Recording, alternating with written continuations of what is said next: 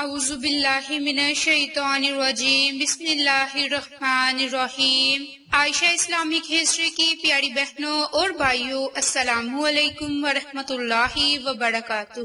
تمام تعریفیں اللہ کے لیے، وہی نیک لوگوں کا ولی ہے۔ میں گواہی دیتی ہوں کہ اللہ کے سوا کوئی معبود برحق نہیں، وہ یکتا ہے، اس کا کوئی شریک نہیں۔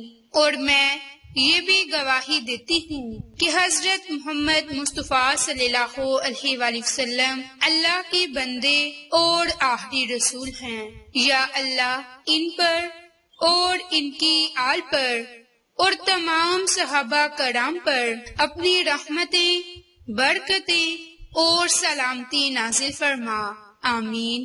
میری بہنوں اور بھائیوں، آج کی اس ویڈیو میں آپ کے ساتھ ماہ ربیع الاول کے چاند کا ایک خاص عمل اور وظیفہ شیئر کرنے جا رہی ہوں۔ یہ عمل، یہ وظیفہ بالخصوص بہت ہی بابرکت مہینے ربیع الاول کے مہینے کے چاند کا وظیفہ ہے، جس کے متعلق بہت ہی زیادہ فضیلتیں اور برکات ہیں۔ یہ وہ مبارک مہینہ ہے جس کی بہت زیادہ کرامات اور برکات، اور یہ باسعادت مہینہ ہے۔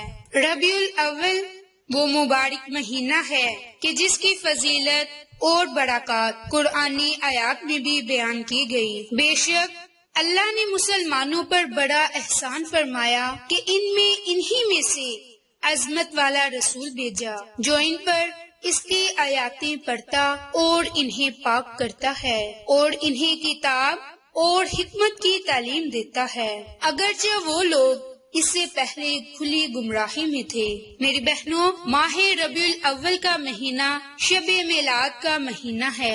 اسی طرح ایک اور آیت میں ہے، اور وہ وقت بھی یاد کیجئے جب عیسیٰ بن مریم نے کہا کہ اے بنی اسرائیل، بے شک میں تمہاری طرف اللہ کا بھیجا ہوا رسول ہوں، اپنے سے پہلی کتاب توریت کی تصدیق کرنے والا ہوں اور اس رسول کی بشارت سنانے والا ہوں جو میرے بعد تشریف لا رہے ہیں، جن کا نام آسمانوں میں اس وقت احمد ہے۔ پھر جب واضح نشانیاں لے کر ان کے پاس لے کر آئے تو وہ کہنے لگے یہ کھلا جادو ہے۔ میری بہنوں اور بھائیوں، اسی طرح صحیح بخاری کی ایک حدیث میں ہے کہ حضرت عروہ ایک طویل روایت بیان کرتے ہیں کہ صوبیہ ابو لہب کی لونڈی تھی جسے اس نے آزاد کر دیا تھا۔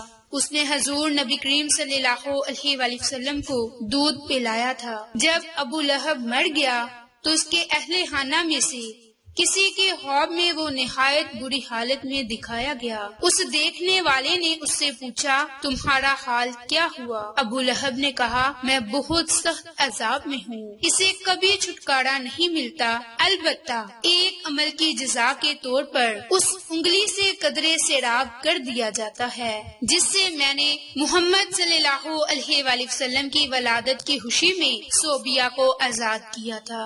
میری بہنوں اور بھائیوں، یہ میلاد النبی کا مبارک مہینہ ہے اور اس مہینے کے متعلق بہت زیادہ فضیلتیں اور برکات ہیں۔ میری بہنوں اور بھائیوں، بے باکی سے گناہ کرنا بہت ہی سخت بات ہے۔ یوں تو ہر گناہ برا اور جہنم میں لے جانے والا کام ہے، مگر ہنس ہنس کر اور بے باکی کے ساتھ گناہ کرنا بہت زیادہ تباہ کن ہے۔ بے درد گناہ کر ڈالنے والوں کو اللہ پاک کے قہر غضب سے ڈر جانا چاہیے۔ اللہ کی قسم، جہنم کی گرمی کوئی برداشت نہیں کر سکتا۔ اللہ پاک پارہ نمبر 10 سورۃ توبہ کی آیت 81 اور 82 میں جہنم کی حالت کے بارے میں ارشاد فرماتا ہے کہ تم فرماؤ جہنم کی آگ سب سے سخت گرم ہے۔ کسی طرح انہیں سمجھ ہوتی تو انہیں چاہیے کہ تھوڑا ہنسے اور بہت روئے۔ میری بہنوں اور بھائیوں، آج کی اس ویڈیو میں آپ کے ساتھ ربیع الاول کے چاند مبارک کو دیکھ کر ایک مختصر دعا پڑھنے کا خاص عمل اور وظیفہ شیئر کرنے جا رہی ہوں۔ یہ عمل، یہ وظیفہ، یہ دعا بہت ہی زیادہ بابرکت ہے۔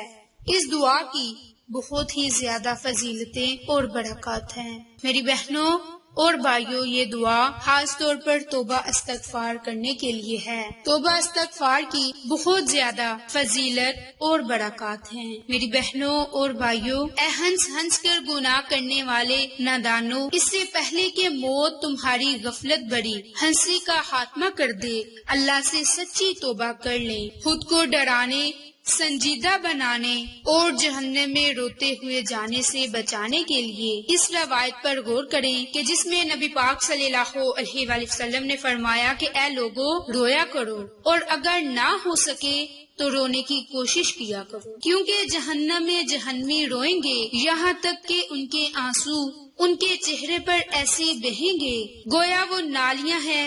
جب آنسو ختم ہو جائیں گے تو خون بہنے لگے گا اور آنکھیں زخمی ہو جائیں گی کہ اگر ان میں کشتیاں ڈال دی جائیں تو چلنے لگیں گی۔ میری بہنوں اور بھائیوں، اپنے گناہوں پر ندام ہو، اللہ سے اپنے گناہوں کی توبہ استغفار کریں، کیونکہ خوف خدا میں ایک آنسو کا قطرہ اپنے وزن کے برابر سونا صدقہ کرنے سے بھی زیادہ پسندیدہ ہے، کیونکہ جو شخص اللہ پاک کے ڈر سے روئے، اس کے آنسوؤں کا ایک قطرہ بھی زمین پر گر جائے کہ آگ اس شخص کو چھوئے گی بنا۔ تو میری بہنوں، زمین پر ایک آنسو گرنے کی اتنی فضیلت، اتنی برکات ہے کہ آپ کبھی سوچ نہیں سکتے۔ آپ اللہ سے اپنے گناہوں کی توبہ استغفار کیا کریں، رو رو کر اللہ سے اپنے گناہوں پر ندام ہوا کریں، اللہ سے دعا مانگا کریں کہ مولا ہمارے گناہوں کو معاف فرما، ہماری تنگ دستیوں کو ختم فرما، ہماری دل کی مراد کو پورا فرما۔